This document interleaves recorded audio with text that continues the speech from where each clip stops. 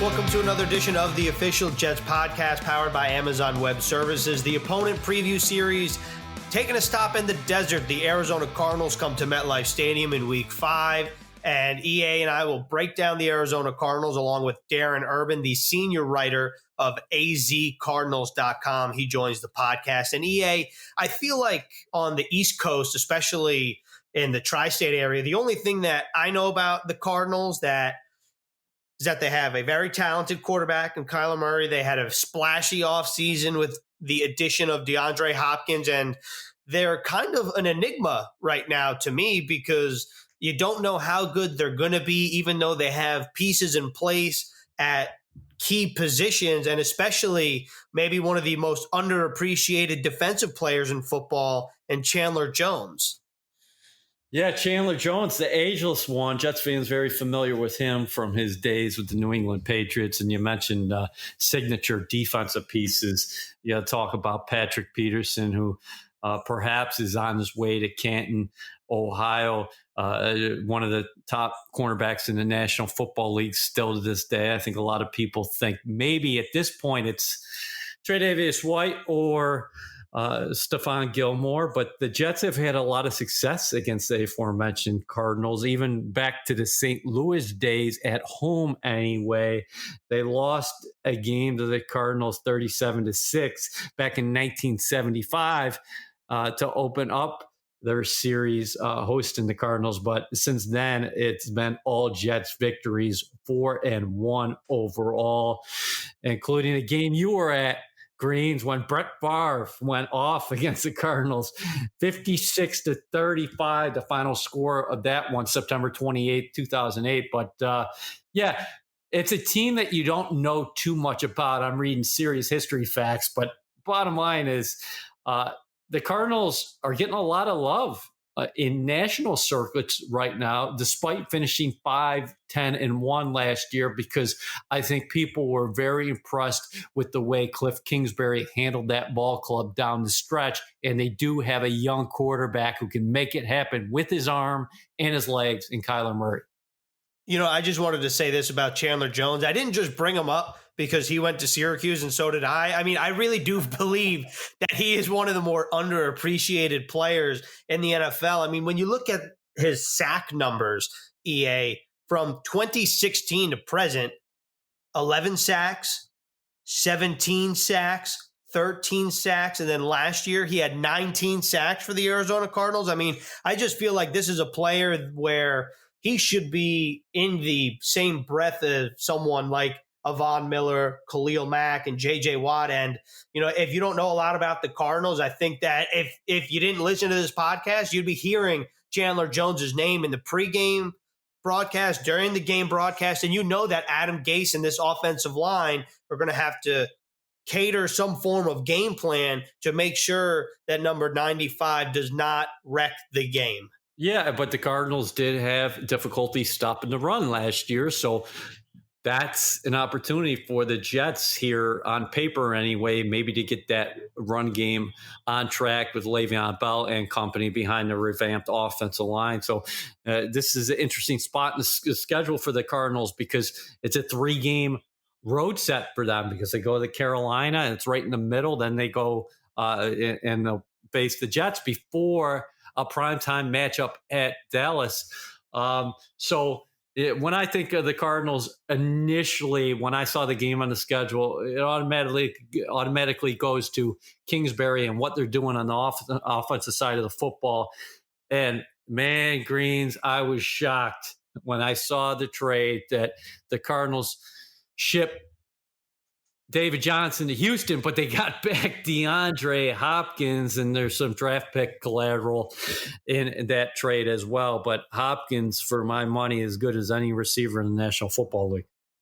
Yeah, I was walking on my way back from a little place in Hoboken with I ordered a takeout salad and walking back, and it's almost – I had to stop in the sidewalk to make sure that the Adam Schefter tweet was from Adam Schefter, not a parody. And it was just very surprising to me, and I think very surprising to the rest of the NFL. And, you know, let's hear from Darren Urban right now to hear his thoughts on the DeAndre Hopkins trade, what he adds to this offense, and really just an all-in look at the Arizona Cardinals.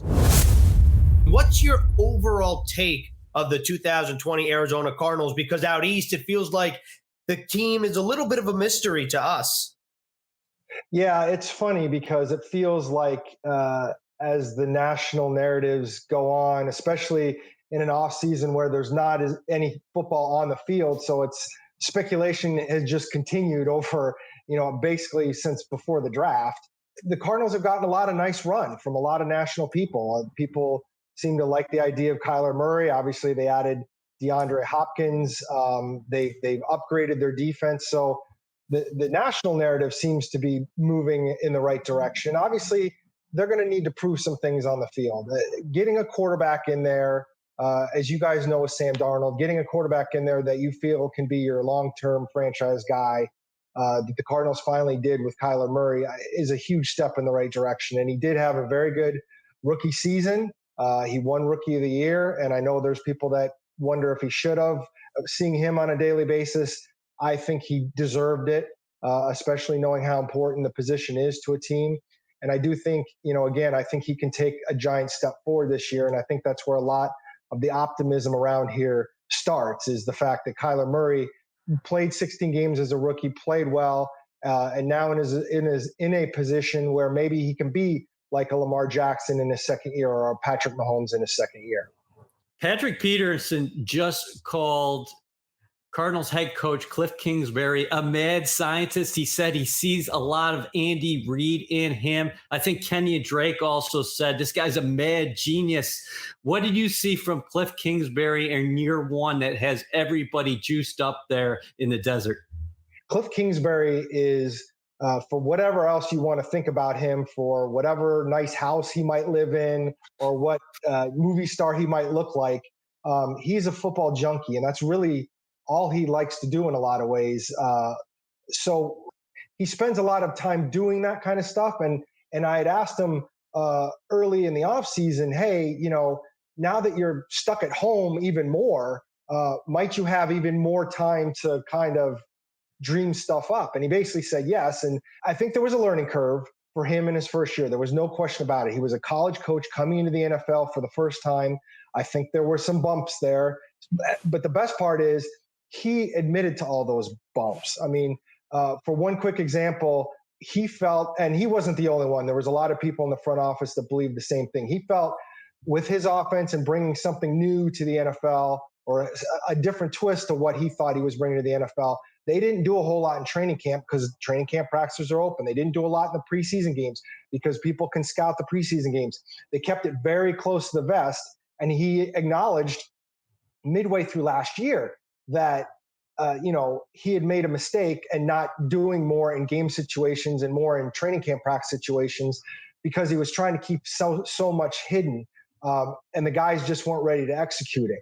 And the fact that he doesn't have that kind of ego, and we've all been around coaches that do have that kind of ego, that they can admit that they made mistakes, I think is the number one thing going for Kliff Kingsbury. And I think he morphed his offense as the year went on. I think he understood that with the personnel he had, it didn't work as well with four wideouts, which is what he wanted to do most of the time. So he moved around and he started using a tight end or two tight ends more often than he had originally planned. They ran the ball better than I think everybody thought. I think that when it comes to Kliff Kingsbury, that's the biggest thing, is he is willing to change to do things better, even if it goes against what he thought was going to be the right thing. And that can be a rare thing for a coach. Darren, you mentioned the anticipated jump of a lot of the external media, a lot of the national guys think Kyler will make in 2020. What do you think he needs to do to make that jump, maybe some improvements in his game? And what does DeAndre Hopkins add to this offense that maybe the Cardinals were missing last season? Well, with Kyler, I think you're just in a position where he's just going to, with experience, get better at the things he's already doing. I don't know if there's any one standout thing that he wasn't doing that he really needs to get much better at. I do know locally, one of the sports radio stations had a roundtable with both Kurt Warner and Carson Palmer, and they both said that they felt like one of the things he needs to do is be willing to take the easy completion. If the play goes and there's a guy open 9 yards down the field right away, take the 9-yard completion. Don't always look for the big play. And I could see some of that from Kyler in terms of he needs to get better at just moving the chains and understanding that sometimes you just got to take that shorter play because the big one might not come open. But I think a lot of the stuff that he needed to get better at, you could kind of see him getting better at as the season went on. He took way too many sacks early. And yes, part of that was the offensive line, and the offensive line needing to get better. But a lot of it was Kyler Murray coming from college, knowing that I can run away from any pass rusher if I ever want to. And he started realizing you can't do that in the NFL. So he took a lot of sacks early in the season that he should have thrown the ball away on. The other thing for Kyler is I think his personnel is going to be better. And that's where the DeAndre Hopkins thing comes in. Larry Fitzgerald is still a very good receiver in this league. He's not Larry Fitzgerald of 2008, and he knows that. Yeah, I mean, he's going to be 36, 37, whatever he is, going into a 17th season. So when you have DeAndre Hopkins at the top of the food chain of the receivers, then you have Fitz next and Christian Kirk. All of a sudden, your personnel gets better. And with Kenyon Drake in the backfield, I think Kyler Murray's going to have enough weapons around him that the decision-making will be that much easier because there's going to be more for the defense to worry about. I think for me, if Kyler Murray just works in DeAndre Hopkins into this offense, which nobody is worried about, and B, just continues to trend in the same direction that he already was as the season went on last year, I think he's going to be fine. I don't think there's any major steps he needs to take, given the fact he did get 16 games under his belt last year. Darren, let's go to the other side of the football. What do you think about some of these offseason moves and free agency? Devondre Campbell, Devon Kennard, Jordan Phillips also in the mix. And then finally in the draft, I think a lot of people might have been surprised that Isaiah Simmons fell to the Cardinals at number 8 overall. I know I was surprised he fell to the Cardinals at number 8. And I think they're just thrilled to plug him into a defense that needed that kind of playmaker inside. I mean, it's funny, they signed Devondre Campbell in free agency because they needed that rangy inside linebacker that could cover tight ends. And then they get Isaiah Simmons. Now they've got a wealth at inside linebacker to go with Jordan Hicks. And people are wondering, well, where are you going to play all these guys? And it's like, hey, last year they didn't have any of these guys. Well, now they have something to work with on that inside. So I think that alone will upgrade this defense. You mentioned Jordan Phillips. Defensive line was another place between injuries and an unexpected release of Darius Philon in training camp after some off-the-field problems. They cut Robert Nkemdiche. And then with the injuries on the defensive line, they had journeymen out there at the very end of the year. It was bad, and they needed to restock that line with depth, and they did that with Phillips and a couple of draft picks. And Devon Kennard is a local kid around here who can now be the other edge rusher alongside Chandler Jones, who was fantastic last year with 19 sacks. So I think with that, Patrick Peterson being able to play a full season after having last year get screwed up with a suspension. Budda Baker was a Pro Bowler. Robert Alford, a cornerback who broke his leg in training camp, comes back to play the other corner. I mean, I think their defense is in a much, much better place. Now, we said all these things this time last year before we knew about suspensions and we knew about injuries and we knew about guys getting in trouble off the field and getting cut. So what they look like on defense in May, June, isn't what they necessarily going to look like in the first game of the season, but they're in a much better place than where they ended. And hopefully guys stay healthy and out of trouble. And this is what they go to battle with. So given all the additions and free agency and the draft, how would you evaluate maybe the strengths and the weaknesses of this defense? And let's say, for example, if you're the Jets, where do you attack and what are the tougher matchups that you think that they'll face?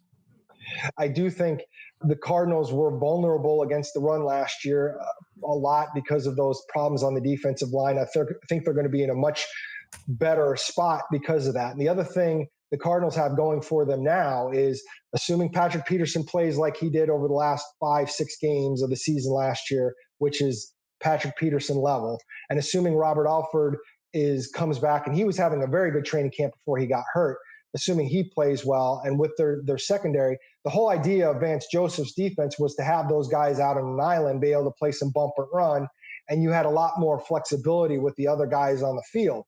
You can move Isaiah Simmons around to do some things, whether it's blitz once in a while or bring off the edge once in a while or cover the tight end.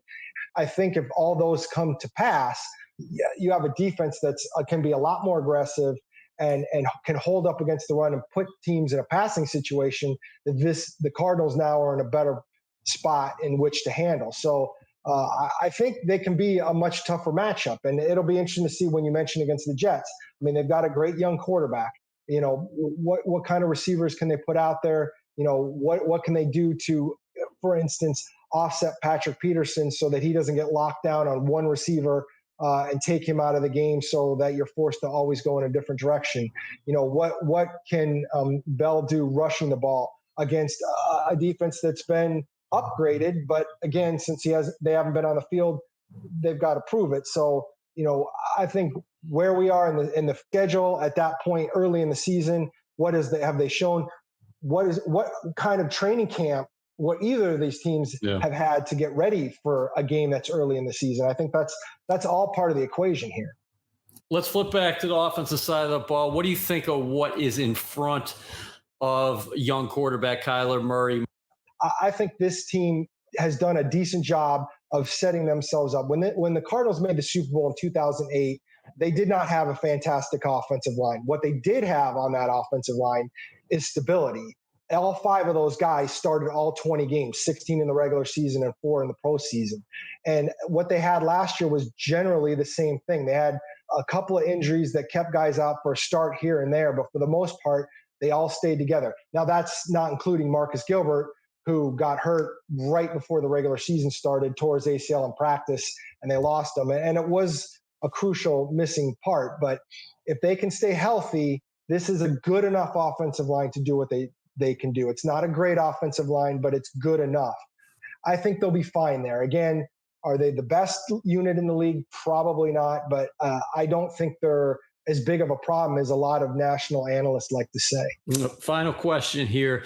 What do you think about where this game falls on the Cardinals' schedule? Because this is a game that's sandwiched in the middle of a 3-game road trek that starts, I believe, the Carolina Panthers. Then the Cardinals will come to MetLife Stadium and face the Jets before a primetime showcase game in Dallas against the Cowboys. This is kind of where they need to make some hay because the back half of their schedule is pretty it's a tough road to hoe. The other part of all this is they have every intention between the Panthers game and the Jets game of staying back east. Now, does that change with COVID-19 and where we are as a society? In a perfect world, that's what they would do. They would try and avoid the jet lag problem and stay back east between the 2 games. So that could help, that could hurt. I mean, the Cardinals have done the stay back east thing a few times over the last 15 years that I've been around this team working for them. And one of them included a Jets game, and they back in 2008, the year they went to the Super Bowl, they went and played the Redskins, lost a close game, stayed back east, practiced the whole time, wanted to make sure there were no issues with jet lag. Then went and played the Jets, gave up 6 touchdown passes to Brett Favre, and Anquan Bolden broke his jaw. So it wasn't the best situation, and they lost a horrible loss. So that hasn't always worked out for them.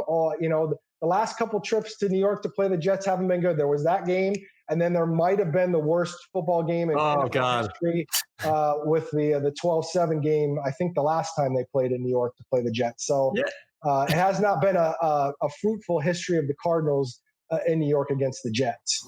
Bad memory. The Favre memory was a great one. The Jets actually were wearing the old New York Titans uniform. Yeah, they were. That ball game. That dark blue and yellowish, puke yellow? Yeah. That is?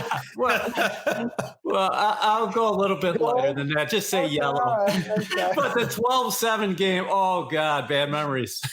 Ryan Lilly. I think Greg McElroy was taking snaps for the Jets too. Yeah, that was not a good situation. I was at the 2008 game in the stands. I was, in middle school at the time, but I remember being at that game. That was a fun game if you're a Jets fan. Probably not so much if you're a Cardinals fan, but hopefully this matchup will just be more exciting in general, no matter the outcome. So how about that, EA? Darren Urban bringing up the 2008 Brett Favre game. I know you mentioned it a little bit before, but yeah, I was at that game, and that was a fun one if you're a Jets fan, and I imagine that it was a fun one working in the press box as well, right? Well, that 2018, you go back to that, since Favre only played 1 year with the Jets, there was a time there when the Jets were 8-3 after they took down the undefeated Tennessee Titans? Titans. Is that right? That's correct. That you thought, hey, this team might be on its way, but Favre was banged up down the stretch.